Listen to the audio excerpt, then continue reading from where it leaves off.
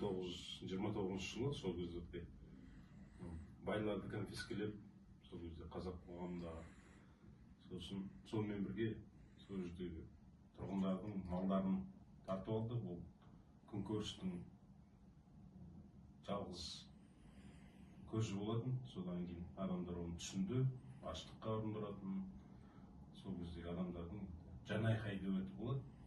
Содан адамдар көтеріліске шықты.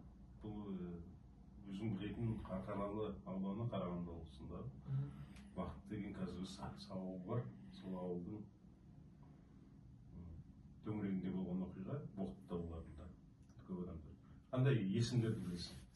Байлардың мен Мұздыбай, Қаратөре және де Жақаш деген есімдерді білем. Олар ең бірінші болып осы конфискеге ілікті. Жалпы жоба жасаған кезде сол көтерілістің, мысалға сол Боқтық көтерілісі туралы айтасың ғой, соның несін көрсету керек. Себептерін, қандай кейін қандай зардаптар болды, нәтижесі қандай болды, соны қарастыру керек. Жете ме?